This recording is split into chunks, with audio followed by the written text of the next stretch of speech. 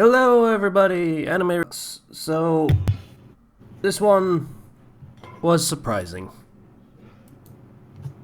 Oh, Right. that's as far as I'm gonna go with that. It was very surprising.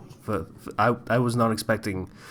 The anime we're doing this week is called Love Lab. Is that right? Yep. Yeah. Love Lab. So, as usual, I forgot the premise of the show until the opening song explained it to me. Uh, so my thoughts on it were not great initially, and then about 5 minutes in, I was pretty on board. And aside from a couple of rocky jokes that were a little uncomfortable, it yeah, it delivered on the funny throughout the whole thing. I think it was very cute and very funny. So Very much agreed. I went in with low expectations and found myself pleasantly surprised that they really went in hard on the gags. And, well, obviously, with any sort of gag based anime or comedy, not everything's going to land, but the stuff that does land is pretty funny. Quite agreed, yes.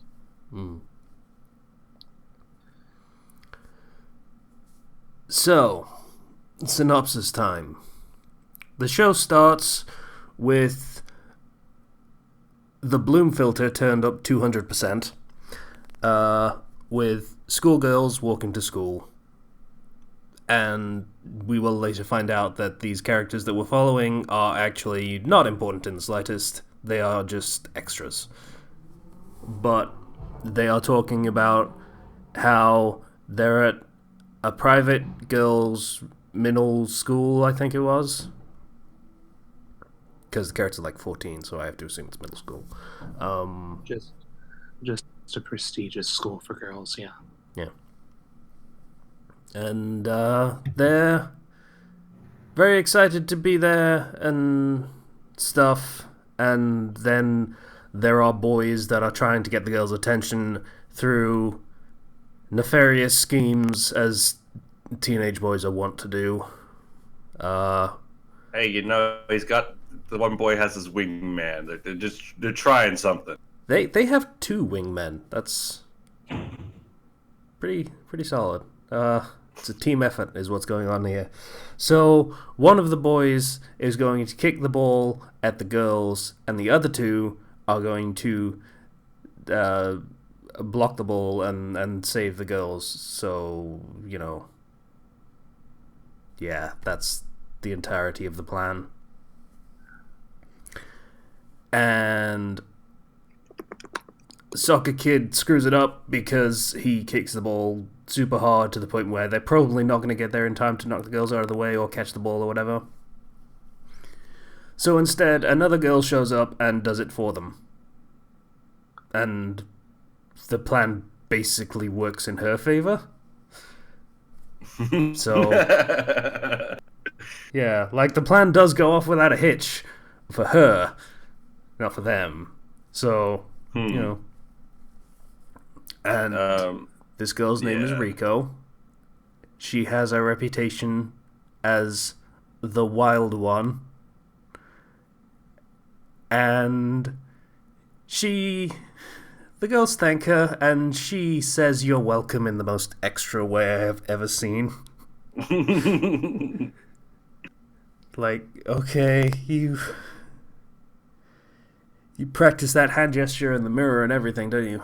Yeah, kind of thing. It's all right. Knowing the character, she probably did.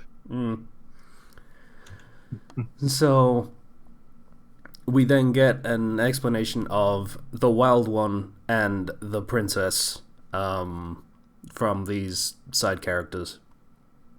Like the Wild One, Rico, has a bunch of things that she does. Like she does sports and things and stuff, and she's very active and driven. And then there's the Princess, who smiles a lot. She's pseudo council vice president. She's super smart, good grades. Very outgoing, very capable of what she does. Yeah, and all the still shots show of her is just her smiling a lot compared to Rico, who is very visibly doing things, which, I thought I was going to be bored by this character, is what I'm trying to say.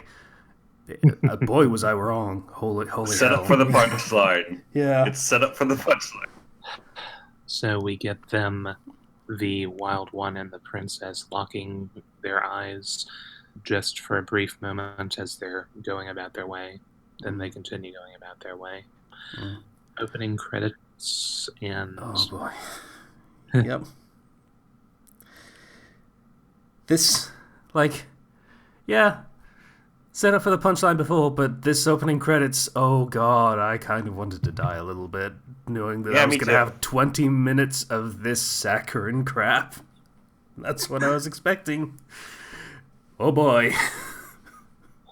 But now, after the credits sequence, we cut to the Wild One saying it's been a year since she crammed like crazy and managed to get into the academy, and wonders where everything went wrong. So does that mean we're starting this sometime after the events, like it was an media res scene? Not really, it's just that she's been there, but she thought it was going to be exciting and interesting, and there was going to be fun times, and there weren't, despite her best efforts. When we started the show, it was from the perspective of a first year, and she's a second year. So she's been there for a while, and she gets into the class and she's just like, I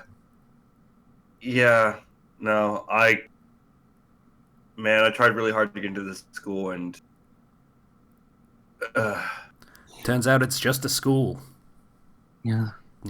So she concludes finally at the end of her monologue, her soliloquy, I guess technically, that she's just bored. She guesses. As she puts her hand on the door handle, opens it, and sees the princess. Cutting ahead just a... I'm not cutting ahead. Making out with a Dakimakura of her own design. Yes. Yep. Drool and everything. Throws it away, and the girl notices, throws it away into a weird there's a place for it on the wall that holds it, and so it's like, that's a part of the scenery.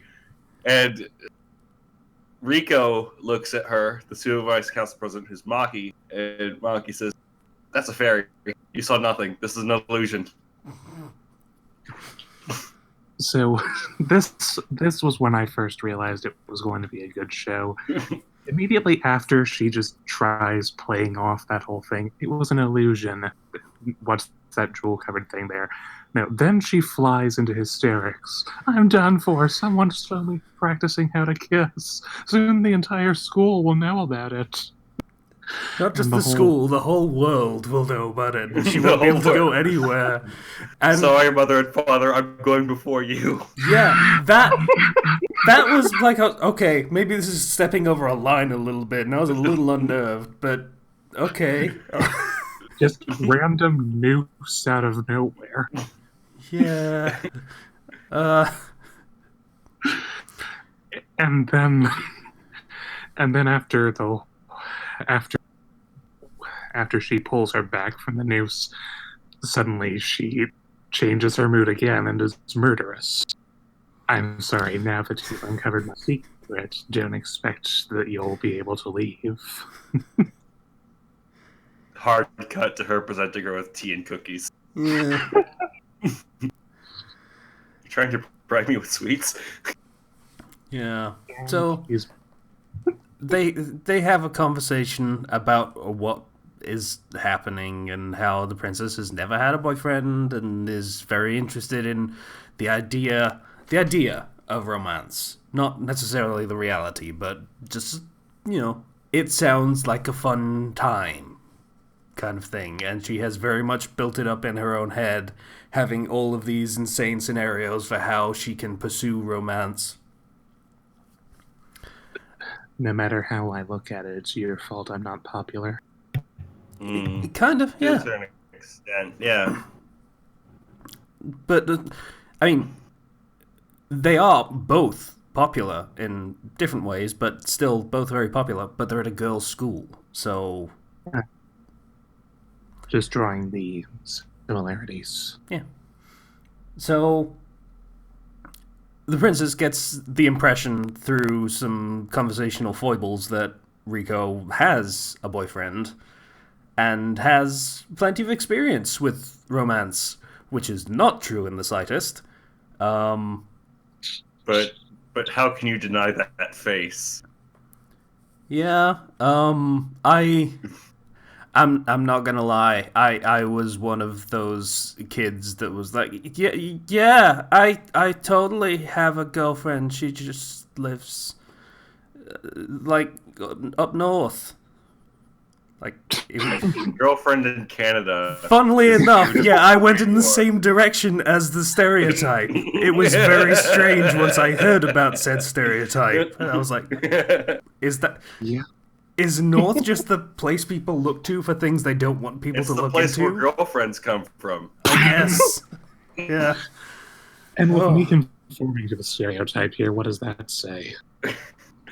But So, the princess asks for Rico to, help her out so she can learn about romance and, And that's the first instance we have of this show's interesting relationship with the fourth wall. She says yes, and then suddenly she's standing several meters away around a corner down the hallway outside of with just the princess segue. holding toast.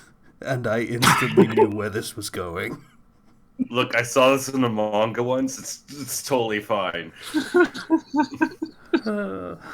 But so she's like, okay, we're gonna have you're gonna come around that corner. I'm gonna run. We're gonna have a collision. It's gonna be like a love thing. And she puts the toast in her mouth. The full-on dead sprints like all the way past. It's like why didn't you come around the corner? It's like that was like gonna be a collision. It's like, but I wanted to make a memorable moment. Well, he wouldn't remember it. It's like, yeah, I like this. So, yeah, they basically form an agreement for, Rico seems to have this running character trait of just agreeing to things without really listening to what the other person's saying and then thinking about it afterwards. I noticed this happens like 3 times in this episode, and I like that that's a consistent character trait, that she's just very agreeing and accommodating, but it takes about a second too long for her to realize the consequences of such. It's a very cute character trait. So yeah, Rico becomes the assistant to the student council president because it turns out the princess, is Mickey? Was it Mickey? Maki. Maki. She is both. And also the treasurer and every other part of the student council for various reasons. In particular, the treasurer was creepy about money and looking at it, muttering about buying games consoles. And one of the undersecretaries, I don't know if I can know what the term was, but... The secretary. Yeah, she was so shy that she just doesn't appear anymore and might in fact be a fairy, because now and again reports will suddenly get filed somehow and things like that. And the room will be cleaned. Yeah. So after the appointment, Rico rushes to see Maki and confronts her about making her the assistant without her consent. Maki explains that to keep using the room, they have to she would have to be part of the student council, and makes the most angelic face as asks if she's asking too much. Rico says no, and then we go through a gag. Great, then can you teach me how to hold hands? I'd like to tender my Oh resignation. god, the holding hands scene. Oh my god. Okay, so they go and they attempt to hold hands. It's very cute, you know, they're trying to go for the pinky, and then it's like, no, and then she goes full on, grabs, like, middle two fingers, like middle and ring finger, and then just pulls them Starts to pull them backwards. Yeah. Of course, this is after the whole scene with the... What did you say it was called, Casey? The dakimakura, the pillow with the body pillow kind of thing. Yeah, that. Where Maki blames Riko for walking in while she was kissing Huggy. Riko thinks that she sucks at coming up with names. And then Maki says that this is a picture of her ideal boyfriend, and Riko reflects that she also sucks at drawing. It's like, what this perfect girl? I wonder what she's missing. It's like, oh, okay, she's missing a lot. But just I love the whole like improv comedy bit of like, okay, you act as the boyfriend and I'll act as the girlfriend. Do you remember the day at the beach? Who cares? But that was our first date, and that was when our love truly blossomed. Oh, I can't believe you're so cruel to me. Yeah, The caption that scene in particular was like, let's be real, Riko hits Maki a lot, and that was like the first time it was like there was a pop-up that said like, now Riko understands what it's like when men have to deal with an emotional woman. Being manipulated by when a man's being now fully pushed around by a sentimental woman. When they have to deal with an emotional woman, is what it said. Yeah, sentimental so is what I saw in my translation. Yeah, you might be looking at a different translation, which is probably better than the one me and Patient I'm got. looking at Verve. That's a little one, so. That's a little wife beaty is the terminology I'd probably give that. So it's it was now understands how men feel when pushed around by sentimental women. That's better, though not great context of her just hitting her, but still better than the one we got. But yeah, that's the only part where that was sort of so they what was it? There was another scenario thing that they were gonna do. What happened next was Riko tried chastising Maki about it. Maki thought it would make things more exciting. Riko yells and says the end result's not going... 1 minute. Oh. Yeah. So yeah, it's exciting. It's not great if you end up dislocating fingers. Is something along the lines of what she says. Was this supposed to be a self-defense class? While she's strangling her. Well, I thought a little mischief would make me seem cuter. Yeah. Yeah, so, this is probably a good time to bring up the expressions of Maki. She has she's not quite up to Aqua level, but she's up there of, very expressive character. It makes the contrast of, oh, she's smiling, oh, she's smiling, oh, she's so peaceful, and then she's the most expressive character in the show. Yeah. So, shit. What was the other thing that they did in that second one? I can't remember. Fuck. Oh, they did the dropping the handkerchief. Oh, right, yeah. Fucking Christ.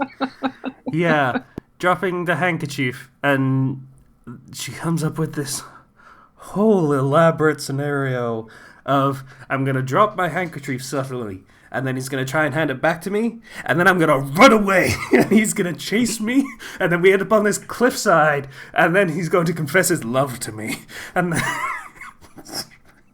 But like how it's like, well, I was thinking during the chase we'll fall in love, or he thinks you're running away, and it's kind of really rude.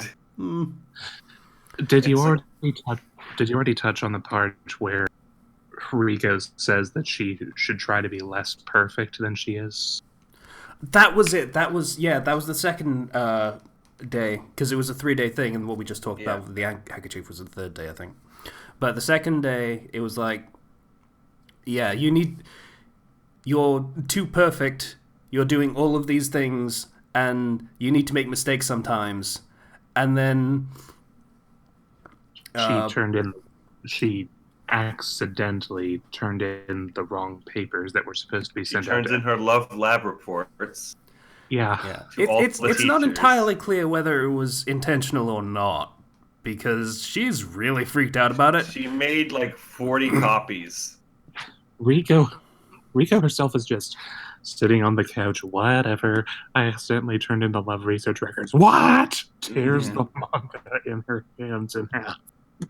Yeah. And just... I mean, let's be fair about this. If she made 40 copies, I feel like this character would make 40 copies of the Love Lab reports. Yeah, you're right. Yeah, no. Yeah. Gotta make sure you have a copy on hand. It's very important research. You don't understand. But, get that fixed. It's like, yeah, no, I'm not buying the fact that was a mistake. It's like, well, it's just... But then they go into the whole handkerchief scenario. Yeah, we did the handkerchief stuff. There's a scene. There was the one bit I wanted to talk about with the handkerchief stuff, which is, and even I have on the handkerchief, I have all my contact details, and even like P.S. the postscript of this is filled with the memories of my mother. By the way, my grandmother. By the way, my grandmother's completely healthy. Yeah. Scam. And throughout all of the whole scene where she's illustrating it, they're watching it play out in the background, and just Rico shoves away artistic imagining of it in the end. Once again, not a lot of respect for the fourth wall. Yeah, and also Maki has a very interesting running style. It's very... She's trying to not be rude, but be graceful, but also be moving very fast. Yeah. So she's keeping her upper body still and graceful, while her legs are just moving. Yeah, really basically fast. Roadrunner Sonic style running of just legs everywhere. Like she has 6 legs at once in every frame. It's pretty cool. If I could get a girlfriend that could run like that, I'd probably get my ass kicked, to be honest. Anyway, so there's a scene in the hallway where Rico is getting chewed out by one of the teachers for having a hair tie. Okay. Which hasn't happened over the past few days. Yeah, so she's now expected to hold up a better standard and be more like Maki, who is perfect in every way.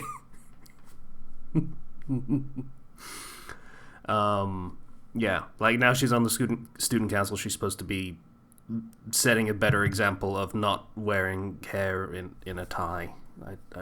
Okay, Japan's weird. And so she goes to the student council room, and Maki is like, "Hey, why's your hair down? I thought you had the tie was cute," and asks to have that done in her hair so that she can show off the nape of her neck, which she is very, very enthused about doing for the sake of... it drives boys crazy, so we gotta work on practicing showing it off and making it and seeing if it's like attractive.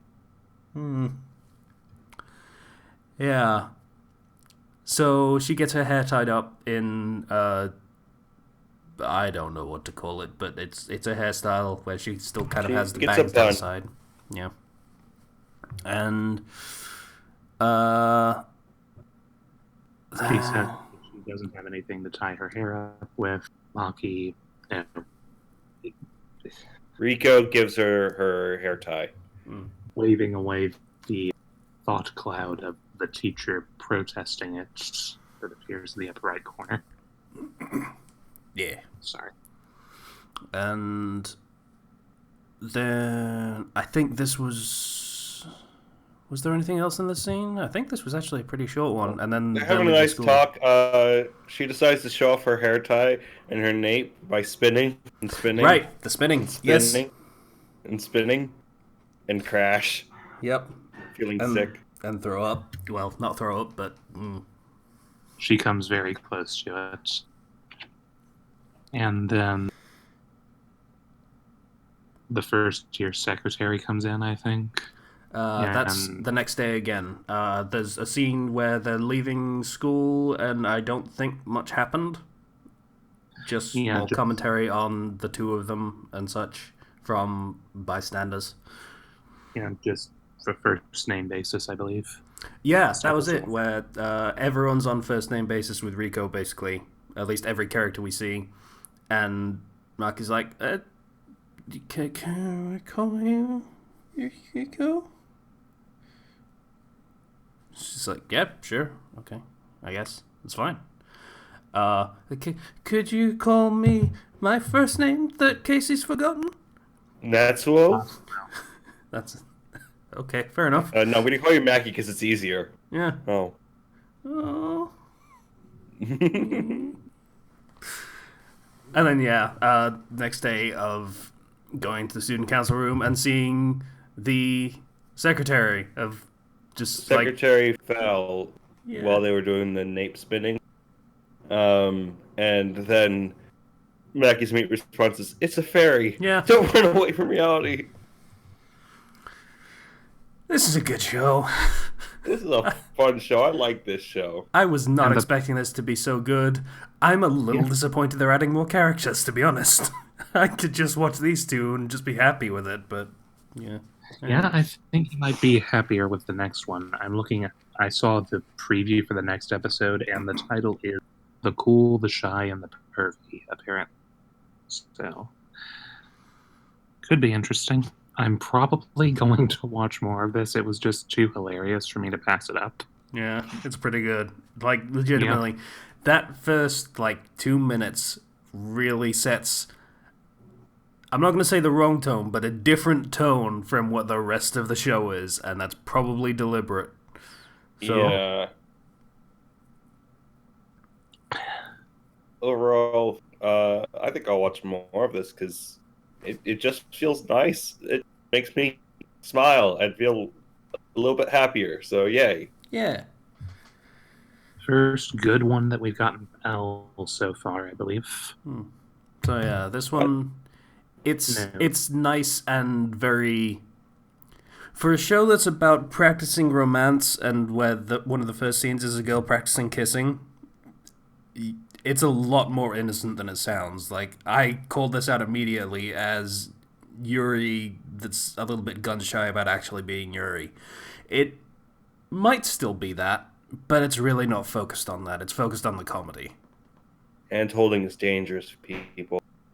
Fucking I do love how they portray it in a more innocuous way and let the comedy be the focus of it. That's why I like this show. Yeah. They both want romance, but neither of them have any clue what it is beyond fucking dramas on TV. That's literally all they know. So, yeah. It's very cute and innocent, and I appreciate that.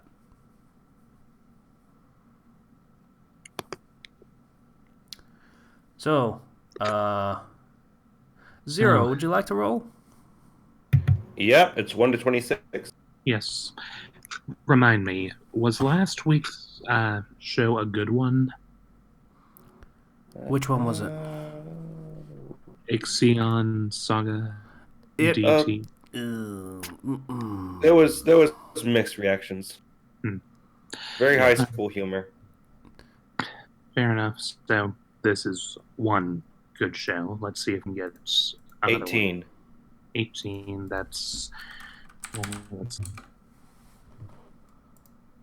Is that T at the moment? 14, 15, 16, 17 is S. Okay. The single longest category on the list. Oh boy. 212.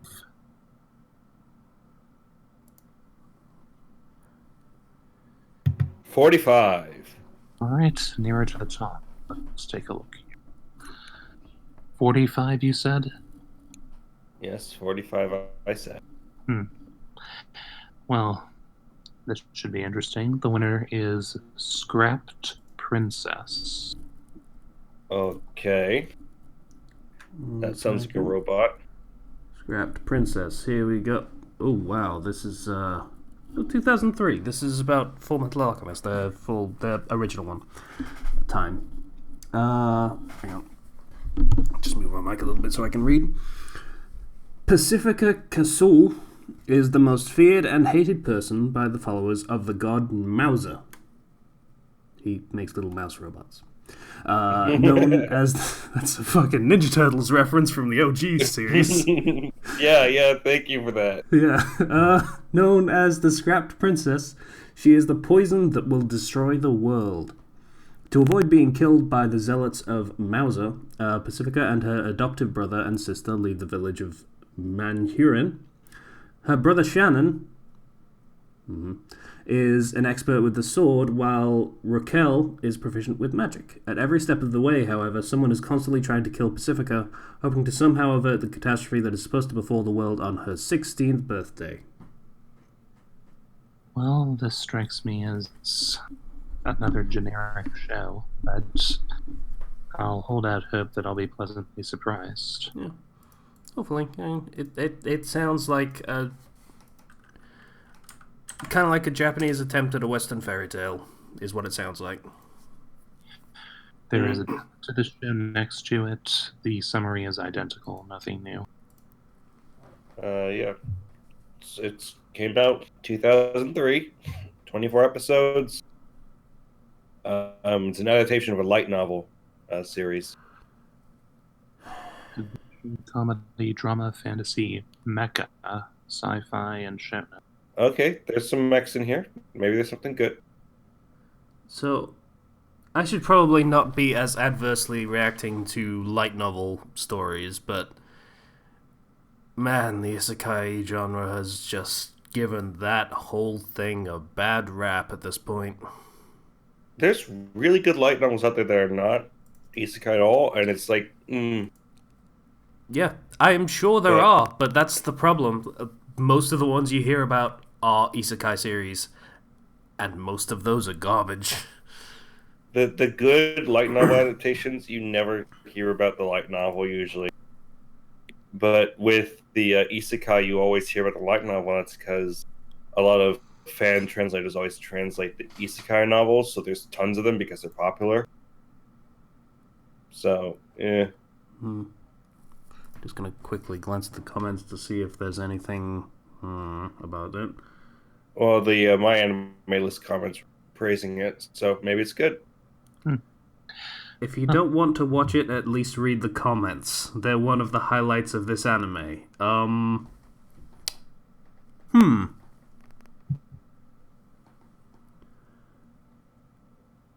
Yeah.